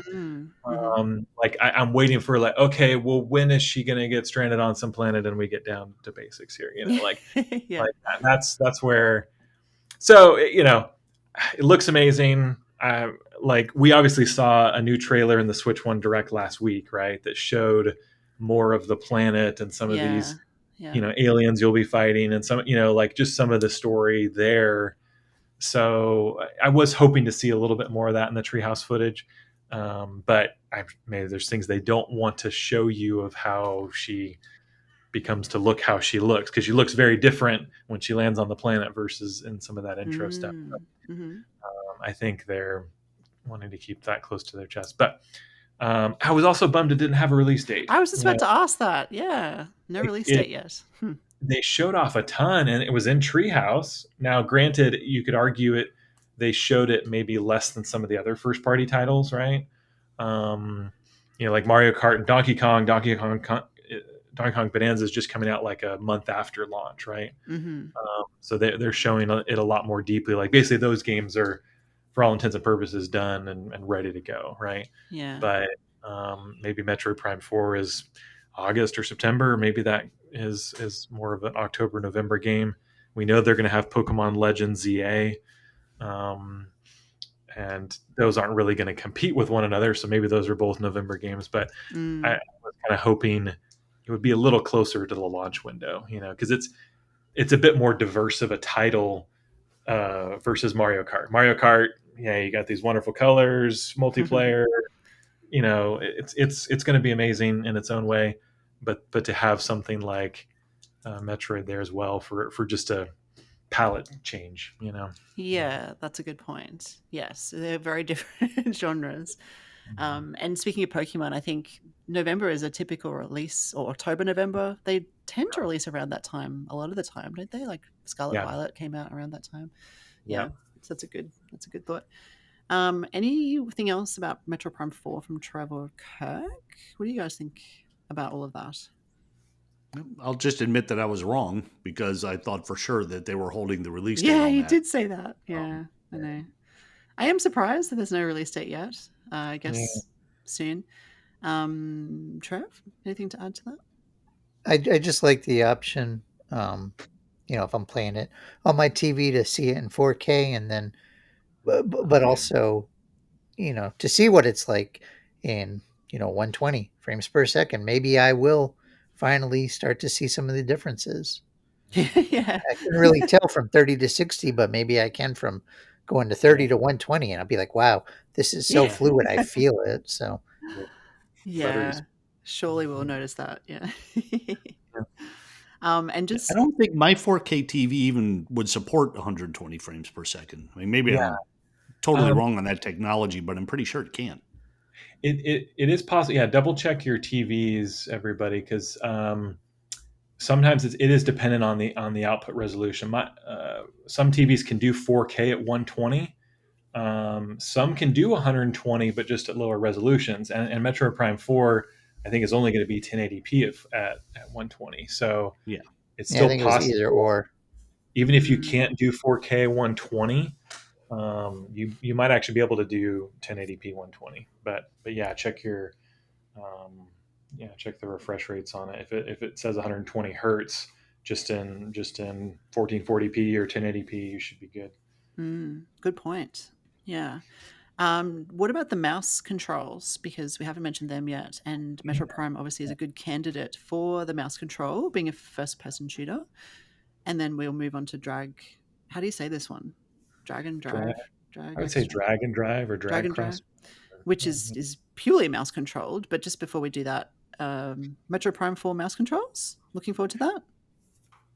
Yeah, I watched the Treehouse segment on this, and I don't know if you all saw this, but it seamlessly transitions between that mode. So if you put the Joy-Con 2 on its side, now you're in mouse mode. So you're not having to like, you know, hit the start button, go into settings, and that is cool. toggle something. So it is like they were showing it on the fly. Like he was holding both of them just, as you would hold two Joy-Con separately, and then just moved his hand down and put it on it. You can put it on your lap, your knee, or whatever, and it was that seamless. I was like, ooh, that's pretty cool. Like I think it almost has to be that seamless. Like I don't know that I'm going to use it all the time. It's nice to know it's there. But yeah, I'm interested. Yeah, no, I do like that. The switch, this not the switch, capital S, the switch between mouse and non-mouse. Yeah, definitely. And then, Although to be devil's advocate, okay, obviously the Nintendo reps are practiced on that, but I did read some of the hands-on impressions from like certain media that said it did feel a little bit clunky. So maybe there's just a learning curve initially where you got to get the rhythm down if you're trying to switch on the fly. Yeah. And what if it switches accidentally? Like you just turn your hand, your wrist a little too much, and you weren't expecting it, and now you got a different control scheme that you're suddenly using. Yeah. You're holding your fingers over the optical sensor, and it sees it as a surface or something. Yeah, that's a good question. I'm sure there'll be ways to like turn it off or something. Ways to just turn off mode or something. And I guess a lot of games won't use it. Probably, like it won't be a feature, right? So my guess is, you'd probably have to implement some support for it in your game. Interesting. Like Drag and Drive, if we're going to call it that. So Nintendo published mouse-controlled game featuring, I guess, some sort of futuristic basketball situation. Is it? Is it basketball? Yeah. Kind of? Yeah. Kind of reminded me of like Rocket League a little bit. Yeah. Now, Rocket League is soccer based, but they did have a hoops mode in Rocket League where it had like an elevated goal, like a hoop that you could shoot it into. So it looks interesting. It does look very tech demo-y, and I saw some people maybe making an unfair comparison with ARMS. Like ARMS was like way more than just a tech demo. It like they built out these characters and the art style, and it was a pretty compelling, interesting fighting game that's very unique, still to this day. But this looks a bit more like, I don't know, like a Federation Force like just it looks, some of the art style looks a little uninspired, but I have it's fairly dark in the color scheme, isn't it? It's It seems a bit generic. I do love the representation and the kind of the Paralympic wheelchair basketball gameplay paradigm there, and it's an interesting use of the two Joy-Cons and mouse mode. But yeah, we'll see how many it has. Anything to add from Kirk or Trev before we move on to some third-party games? I'll just add in. Well, Justin, you mentioned Paralympics. I think this would have been so much cooler if they had just had people in wheelchairs playing basketball instead of robots. Right. Yeah. They could have even licensed some Paralympic athletes and put them in. That would have been such a cool and unique and groundbreaking thing to do. So why give us robots? It seems like half representation, if at all, right? I think it's yeah, that's a good point. Yeah, very interesting. It'll be, and that one didn't have a release either. I can't see it being I can't see pre-orders for that. So, in Australia. So that one, did it have a release date? Or was it just coming soon kind of thing? I didn't jot one down. Yeah, I didn't see it. Yeah, interesting. Okay. I will just say, I know not everybody is a fan of quote unquote gimmicky controls, but I think it looks intriguing. It looks fun. I do agree to some of your points that it does look a little maybe bland or Spartan. I'm hoping that there's going to be other like arenas that are a little more lively. Yeah. Yeah, true. That could just be But the to demo. Justin's point, comparing with the arms comparisons, I'm just glad they're not calling this game like Wheels or something like that, because Arms wasn't the best title for a game. So I think at least this is a little more descriptive of what the gameplay consists of. True. Yeah. Mhm. Yeah. Yeah. Fair point, for sure. Well, let's move on to some third-party games because, as we kind of expected, there is a lot of third-party support, which is really good. What were our highlights in terms of the games that were announced? Like Street Fighter 6 was obviously a big one. That's when is that? That's available for pre-order on my side of things. So I'm thinking that Yeah, is that's a day one. day one. Yeah, which reminds me of, was it the 3DS had a Street Fighter day one release? It You did, know, Yes. yeah. Yeah. 'cause And sorry. I don't typically buy fighting games, but I remember getting Street Fighter on the 3DS. Yeah, Like I think me too. maybe I was caught up in some of the 3D gimmick too. I think I was. And there weren't a Yeah. lot of launch games for the Yeah, 3DS. So that's true. I wanted something. So Yeah, so I Yeah. think it'll benefit from that. Obviously, Street Fighter 6 and Street Fighter's come a long way, and it looks. I've heard really, really good reviews for Street Fighter 6. So I'm glad to see it back on Nintendo because I think I'm not a huge fighter fan either. I played it back in the day on like Super Nintendo and at the arcades and stuff, but like Street Fighter 2 mostly. And then Wow. I've seen these new releases come out on the PlayStation and whatnot and been like, oh, it's a bit sad that Nintendo doesn't get to play these games. Maybe they were too graphically powerful for the Switch or whatever. Now it's back and I think that's really nice. So and it seems from my end again, pre-order wise, it's a lot cheaper than the first party games. So, prices again we'll get to, but this one is a lot cheaper. And I guess it's also not a new game though, is it? It's a couple of years old, right? 2 years old or something like that, 2 or 3. yeah, a year and a half, something Year and a like half. that. Yeah. So not super They- old, but And they said it's coming with like the first year, like year 1 and year 2 fighters. I guess it's coming with. I'll have to look and see. But they've had some DLC for Street Fighter 6, and I think it includes that. So yeah. So EA Sports was there. They didn't have any footage though. I was excited for Kirk because they mentioned wrestling, but then it was the wrong type of wrestling. I'm sorry, Kirk. Yeah. We've got Bravely Default Flying Fairy, which does anyone have any thoughts on that one? Because I do. Yeah. That was me. That was me. It's a JRPG, Yeah. And I did it first of all because it completely surprised me. I had no idea that they were working on doing it. It's an old 3DS game, and back when we were talking about the death of the 3DS and the online support, that's one of the games you can't really play because there were some online integrations, especially in the sequel, I guess, Bravely Second, that were really kind of key to the whole experience. And without that, it's a lot less playable than it was. So I was excited to see them do it because now I can play it again. And it looks like they added some mouse support mini games that weren't in the original. So I get that. That'll be how I experience that probably more than anything else. And they also added, when it was originally released for the 3DS, it was just called Bravely Default here in the US. And now it's gone with its Japanese name, Bravely Default Flying Fairy, which, Trevor, is as close as we're going to get to Fastest Fairy, I'm guessing. Yeah. Well, we gave that game. Yeah. We gave the original 10 out of 10 on our website back in the day. That's too high. That's too high. Yeah, I don't know who that was. There were some problems late game that if I had reviewed it would have knocked it down a couple, but it's still a very good game. JRPG fans, go grab it. Yeah, and you gave the sequel 8.5. And that is a launch day title as well, so that's really nice. Yeah.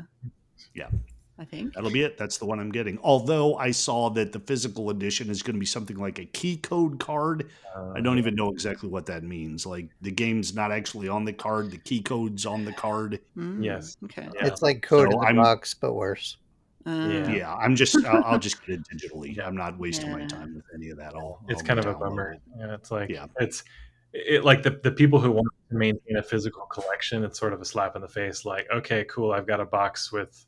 But you don't get the benefit of the ownership of the physical, right? Like it's just a box. Yeah, it's not the same thing at all, I don't think, sadly. I was excited about Project 007, even though no footage. I was like, man, that would be crazy if because they introduced it like I don't know 3 years ago with just a logo, and so I was like, whoa, are they going to have a new trailer for like the first trailer is going to be during the Switch 2 Direct? I thought it was going to be a really big get for Nintendo, and I guess it still is, but it would have been nice to see some footage. Yeah. I thought you'd be excited about that one. Yeah, I love the Bond video games, so I'm hoping that team does a good job with it. The Hitman games are okay. It's not quite my speed, but I think they're a great studio to be tapped for doing a Bond game well. But one thing that I was surprised about, where was Capcom? I mean, like Street Fighter 6 is Capcom, but where was like Monster Hunter, like the new Monster Hunter Wilds that like just literally came out, and they've usually like Monster Hunter's been there like almost on Nintendo before they've even come out on other systems. Yeah, so that's true. Maybe it's still inevitable, and they'll they're working on making sure their launch with the PS5 and Xbox is going well before they come out with a Switch 2 version. But that was a real shocker that was not in there, and I was also surprised that that Microsoft wasn't in here with some of their games. Like I guess you could argue that Tony Hawk's Pro Skater 3 and 4 is now a Microsoft published game since it's Activision Blizzard King, but the like some of those rumored titles like Indiana Jones that are coming to play 5 now, some of those other games that Microsoft is basically porting over. There had been some rumors that the Halo Master Chief Collection is potentially coming to Nintendo platforms and PlayStation. So maybe Microsoft is saving those for their typical June thing. I don't know. It seems like a weird thing to say, hey, we're coming out with these things on other systems. Like, why not do it in a Nintendo Direct or a PlayStation showcase, right? So I don't know. It did seem a little. I mean, they had 60 minutes to work with, so they had to cut some things, I'm sure. But yeah, I was surprised Indiana Jones wasn't there. I thought Visions of Mana would also be there. Yeah. Not surprised to see Star Wars Outlaws though. I thought that would be there too. Yeah, that seems like a good pairing for the Switch market. So yeah, I was surprised by some things I saw, included, but also surprised like, man, I thought that would have been a lock. Or you're like, even Capcom with like the Resident Evil games, they pretty much always are. Yeah, let's port this to everything. Yeah. So I was surprised not to see some of that, but maybe Nintendo's working with some of these companies, and they're like, look, we know that the Switch 1 has missed out on a ton of games, and maybe all these third parties are chomping at the bit to get their games on the Switch 2. And Nintendo's like, whoa, we need to make sure this isn't just inundating the market, right? Like you guys don't need to just release all of your ports for Switch 2 in a 3-month span this year, So maybe they're doing some of that to do some waves of this. I don't know. But. Yeah, could be. I mean, yeah, if they release too many games up front, it's overwhelming, I suppose. Yeah, you do want a lot to choose from, but yeah, there's a bit of a sweet spot, I guess, right? Did you, Kirk or Trev, have anything to add to that conversation about these third-party titles?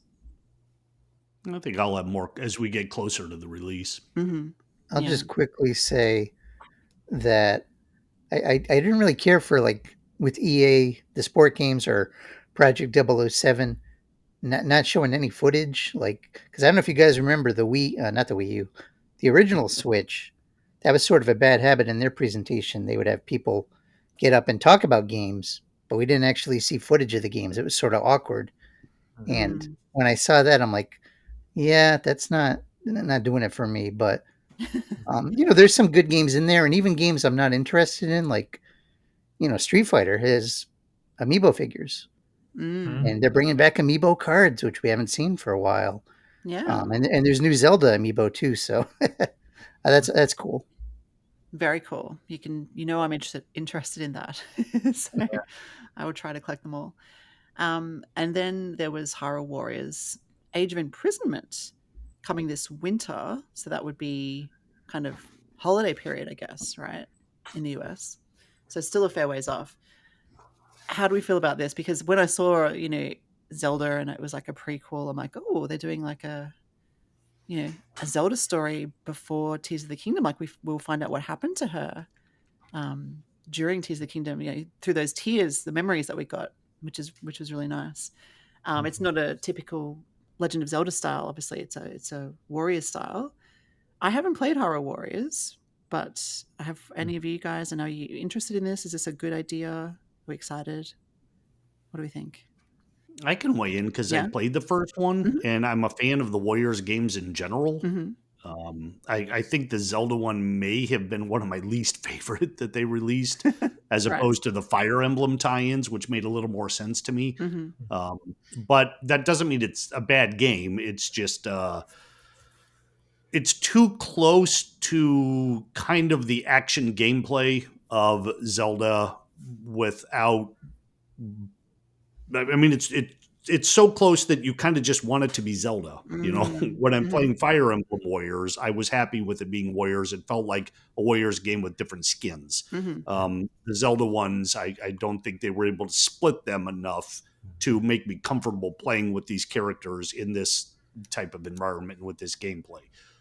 But that said, I enjoyed the first one enough. I think that I may pick it up. We'll see what kind of reviews it gets and learn more about it, because the last one like involved the guardian beasts. Is that what they were called? I'm really bad with names.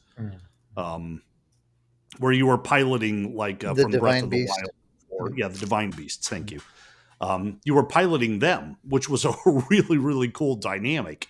That wasn't available in either a Warriors game or the Zelda games itself. So that was fun. So we'll see what they do to integrate here. It could be really good. Yeah, it could be. It certainly looks nice. Justin or Trev, are you Hyrule Warriors fans? Have you played the original? I did play the original. It was the Zelda hook was enough to get me to buy the original, but I think they did a second one. So this is the third one, right? The Hmm. third Hyrule Warriors they've done. Yeah, that sounds right. Yeah. Yeah, I didn't get the second one, so the playing the first one wasn't enough to really get me back Mm, on for the second one. Gemma. I mhm, did. I think I remember like looking up some of the story online and just I was kind of curious about some of it.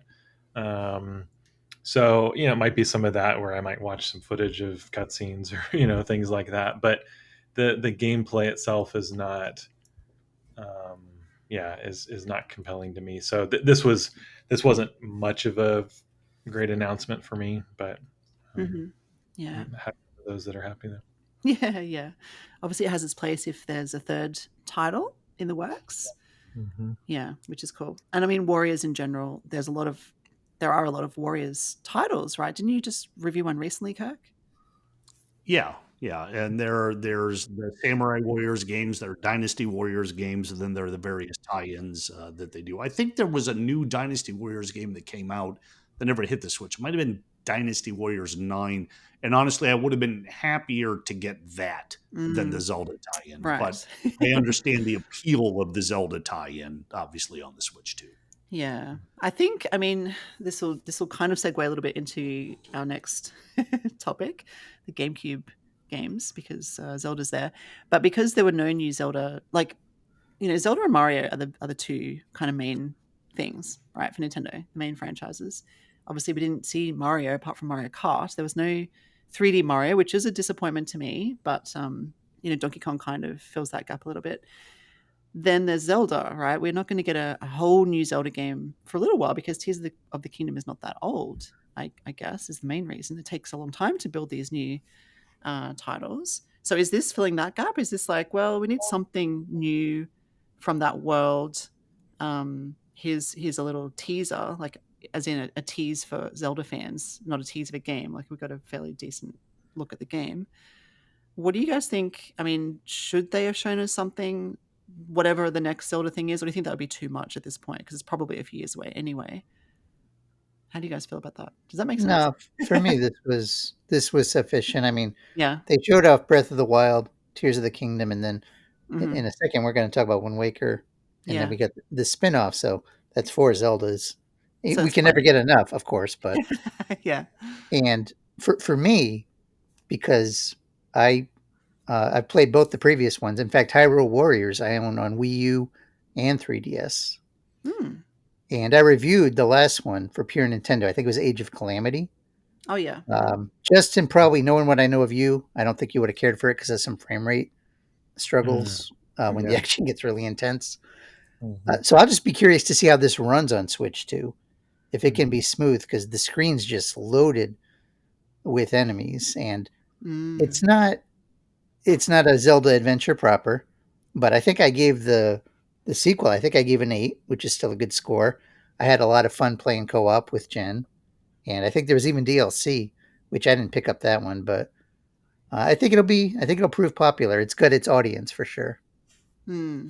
And I mean, maybe And it, this is when I pick it up because yeah, like it did look really good. I don't mind the Warriors style of gameplay. I've just never picked up Hyrule Warriors. Sorry, Kirk. I was going to say it'll be a good example of how powerful the Switch 2 is also, because one of the big complaints on the Nintendo systems is the amount of pop-in that you get when you're playing this, because as Trevor said, Mm. they're bringing in hundreds and Yeah. hundreds, maybe even 1,000 enemies at once, and Mhm. your system can't really handle that. So you're running along and it looks like you got an open field, and all of a sudden there are 50 guys there that just Yeah. pop right into place and you got to attack. Yeah. So if they're able to avoid that on the Switch 2, then I think that'll be a good indicator of things to come. Mm. Yeah. Yeah. That's a good thought. Like it could be more compelling. Like it truly was held back by the hardware. Mm-hmm. Yeah, definitely. Yeah.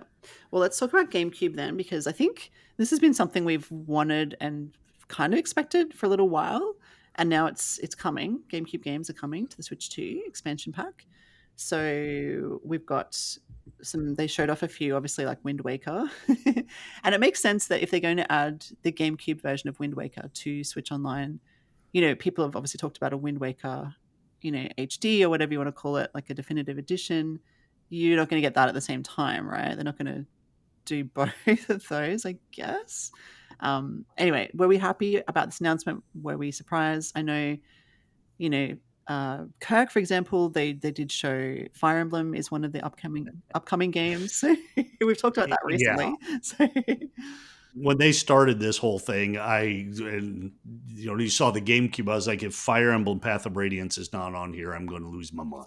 And then they didn't. I mean, I was thrilled about Wind Waker because remember that is what really got me into Zelda. right. When I got my GameCube and got Wind Waker and played it, I was hooked, and that's what sold me on the Nintendo systems in general, really. But yeah, it was Fire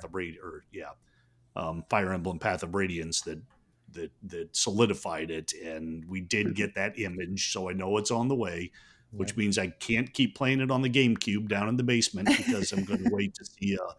Because they're making them better, right? It looks like they improved the visuals a little bit, so I'll be curious to see, how it looks Yeah. with a bit of a visual upgrade too. Yeah. Thoughts, Justin? Yeah, the GameCube is one of my favorite systems. It was actually the first system that was like mine, like growing up as a kid. The Mm-hmm. original Nintendo, Super Nintendo, 64 were my older brothers, but the GameCube that was my first midnight launch Oh, nice. the Yeah. GameCube, Wow. and so it's got a lot of nostalgia for me. But I don't know, it's just a great little system, and so it's funny. A lot of that list I had those physical copies: Wind Waker, Soul Calibur 2, F-Zero GX. I had Path of Radiance, Gale of Darkness, the Pokemon XD game, Mario Strikers. I did not have Chibi Robo, and then Luigi's Mansion and Pokemon Coliseum. So it's like all of those but one I own. So I'm like, oh, this is so cool. And what's amazing too is a lot of those are really expensive. Like if you were to try and find physical copies of those, like to try and play those GameCube games nowadays, it's very cost prohibitive. So Yeah, that's a this really good point. Yeah. this is a win just for people getting to access this, and the fact that the GameCube controller is wireless. It doesn't look like a Wave Bird, but it's Wavebird didn't have Rumble in it, and so I'm hoping this is wireless, has the Rumble, USB-C rechargeable, all that. So I'll definitely be getting some of those controllers. I think that's going to be on launch day. And I think Yeah. there's weird where you had to have like a Switch account. I guess that's not that weird. They've done that with the 64 controllers and stuff. But True. I like the GameCube controller. I thought that was a really good Mhm. controller, actually. Yeah, Yeah. very ergonomic. Yeah. The L and R triggers, where it almost like fits your fingers. It was kind of curved, so it was very ergonomic. I remember at the time, like, this is the best controller that's ever made. They were like Yeah. pressure sensitive too. Like you could, Yes, like I remember playing and Sunshine and trying to Mhm. variate the yeah, like the hover and stuff. Oh, Sunshine that's was in the something. list too, wasn't it? Mario Sunshine? Yeah, yeah, Yeah. Mario Sunshine's in I there. love Mario Sunshine. Yeah.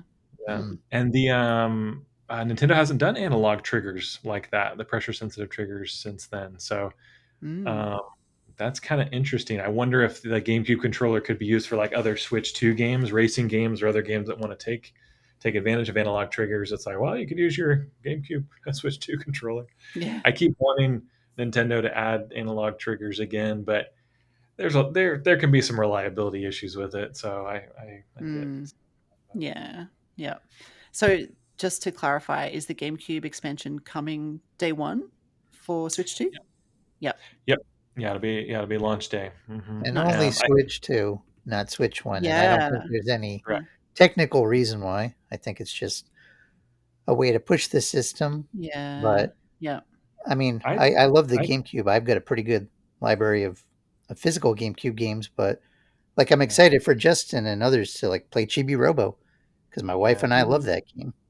That Yeah. was And amazing. I did not have Soul Calibur 2 or F-Zero GX. So those two will be, and I know both of them. They'll be really fun for me Yeah. to play. Yeah. And heck, even Wind Waker, it's not HD, but to be frank, the HD version had some.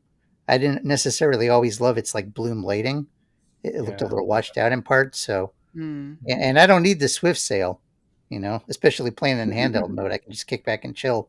So, Yeah. Yeah, that's right. Oh yeah, I I do forgot they added that. Hmm. I do think it probably was a little bit of technical limitation on the Switch One, Trev. So I think yes, I think they want to differentiate and have something exclusive to make people want this on the Switch 2, but I don't think they could have done the GameCube emulation on the Switch One. really, huh? Yeah, it was still pretty intensive I'll take graphically. your word for it.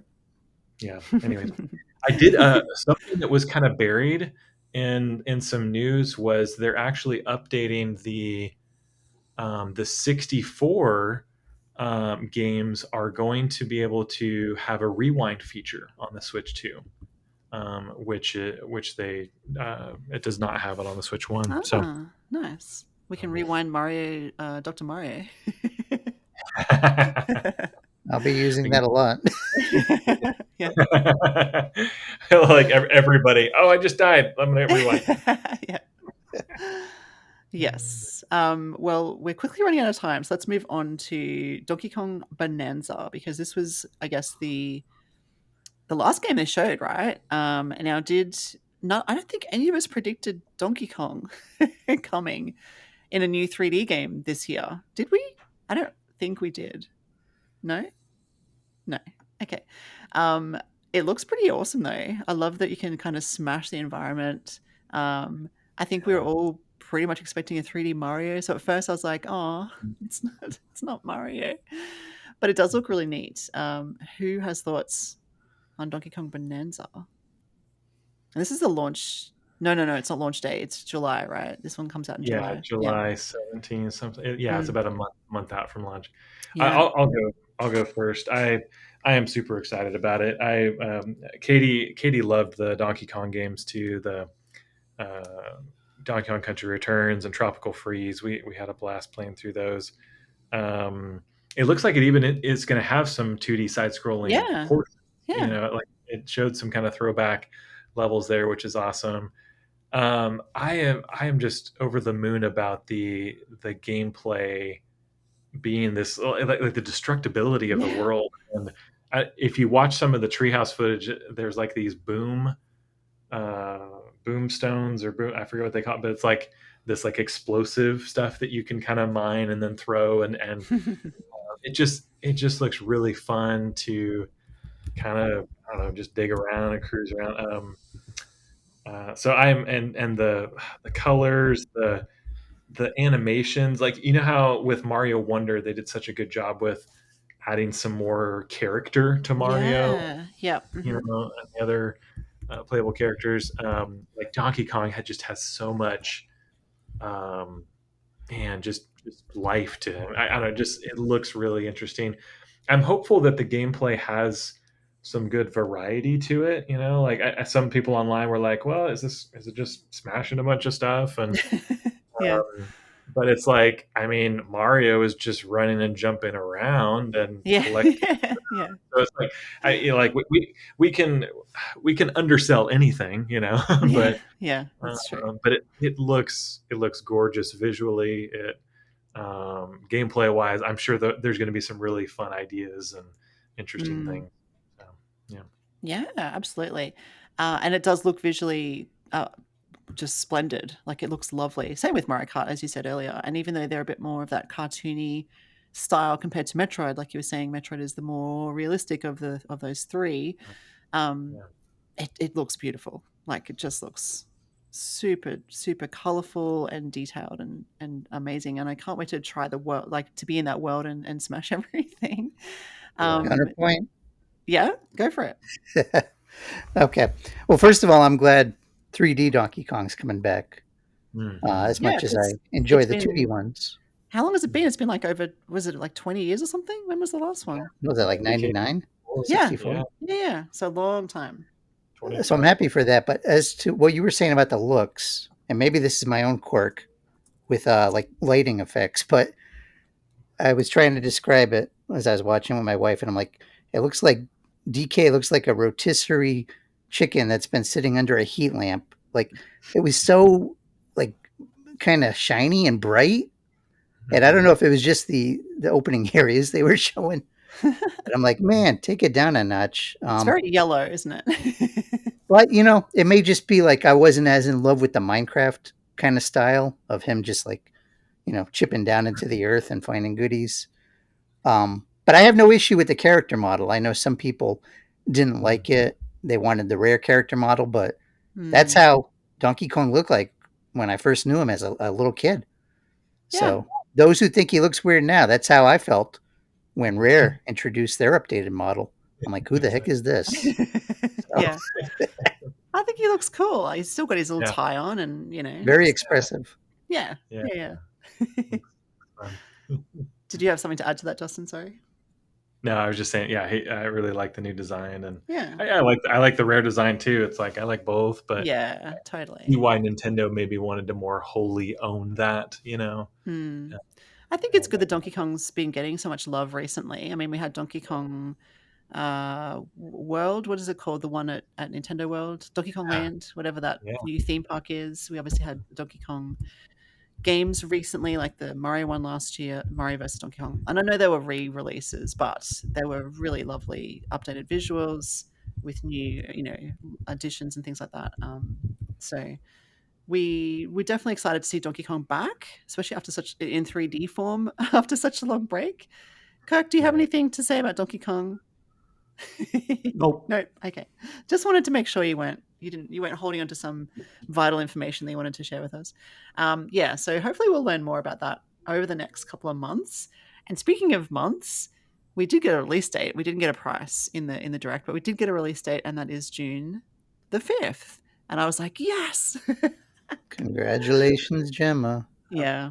It was almost what I said, Trev, how there was the teaser in January and then about 2 months and then the direct and then about 2 months and then the release. I think they padded it out that way on purpose because in January they probably thought we need about 4 months, but we can't do the full reveal in January. Let's step it out. The other thing I was thinking just this morning was because I know a lot of people, including, some of us, thought it would be later in the year, the release, and we know the price is fairly expensive. I wonder if the June release gives people, like, the hardcore people, the fans will buy it, but I wonder if it gives them time to build momentum in terms of people like us play it, we review games, we talk about it, and by the time Christmas comes around, people are like, yeah, I kind of do want this Switch 2 thing. So they kind of released it a bit earlier to get that momentum built up in time for the holidays, maybe? What do you guys think about that? I know we don't want to, we'll talk more about the price next week. But I mean, in terms of the release date, are you guys happy with that, even though you were wrong? I was genuinely surprised. I'll say that, but I don't know you that I know, was wrong, so I'm happy. I think Justin was more like around, you said like July or something, right? You were on the earlier side of the fence. Yeah. So you and I were. Yeah, and I was between the two of them. My initial thought was September, October. Yes, we kind of had the whole thing covered. So one of us was going to be right. I ate my breakfast and I had a little egg on my face, and for dinner I had a nice crow, and I think for dessert I'm going to have a slice of humble pie. I was Yeah. wrong. I was wrong, and it's one of my 48% of the times when I'm wrong. Yeah. But Yeah. you're happy to be wrong, right? In this case, it's coming soon. Yeah, I mean, Yeah.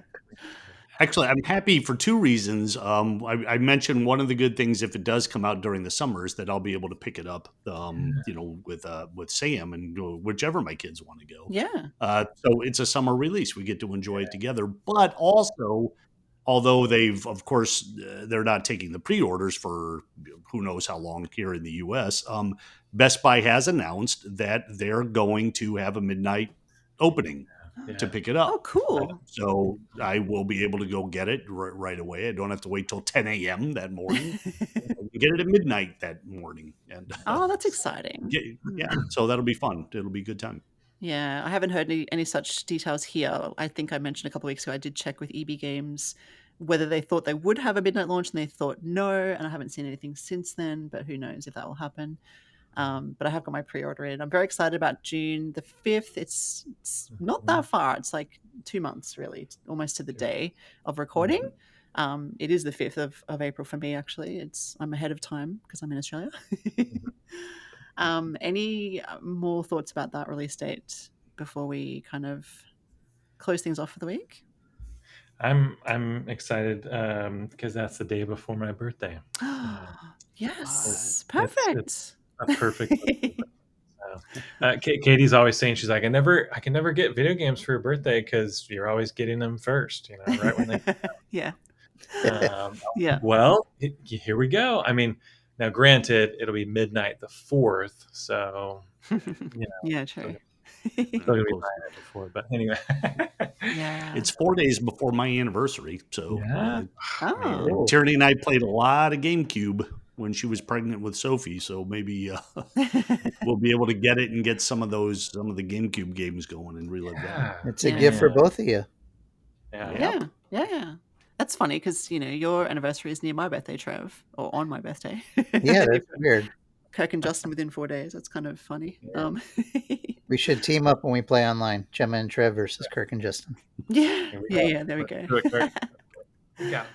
Yeah. So pleasantly surprised at the release date, June the 5th. Not long to go. We'll obviously talk much more about it over the coming weeks and months. We've got another direct for Mario Kart coming on April the 17th.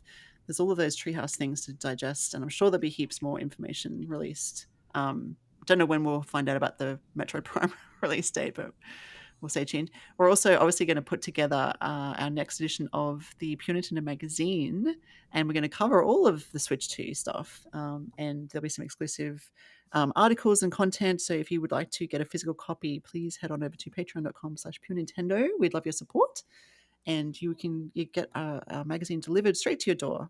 We're getting hard to work on that right now. We'll definitely talk about prices next week when we know more about what's happening in the US, because the pre-orders aren't even out yet. So we'll just say it seems expensive, but there's maybe a good reason for that. We'll definitely delve into that in detail next week. So stay tuned. Well, there's a reason. I don't know if it's good, but yeah. That's okay. We'll talk about that next week. Thank you both, or all of you, sorry. I say both because usually there's 2 people, but I have 3. Thank you, all 3 of you, for joining me this week for this super fun discussion on the Switch 2. Anything to add? Any final thoughts before we sign off? Did we mention? I don't think we mentioned it because it was kind of a quick blurb. But Kirby Air Ride's coming back, Oh yeah, right. It wasn't Yeah. on in our or list for some Air reason. Oh, it's Riders, I both. guess. Yeah. Yeah. Yes. And with Sakurai doing that, it'll be good. Yeah. How does that compete with Mario Kart? I've not played Air Rides. Is it a racing game? It is. I don't know that I've ever played it. I never owned it on the GameCube. It I only is. played it actually last year. It was the first time I played it. My friend Kira, who contributes for us occasionally, she had it, and we played it, and it was kind of fun because there were like four of us, but it's yeah, I had a hard time wrapping my head around it. Like it's one button, kind of, but Okay. it was more like I don't know. I necessarily compare it to Mario Kart. It's kind of like its own thing. Yeah, okay. That's cool. Was there a release date or a release window for that one? It just said 2025. Okay. Yeah. It'd be good for them to release the original Air Ride on GameCube on the Switch too, so people can play it and then see if Yep. the new game is maybe their cup of tea. Yeah, true. That's a good thought. Yeah, exactly. Excellent. Well, there's a lot to look forward to. It's going to be a very big year. Lots of exciting things to look forward to. Thank you again for joining me. Thank you, listeners, for joining in. Let us know your thoughts on the Switch 2 and your highlights of the Direct. And we will see you all next week. So thank you and game on, everybody. Bye. See ya.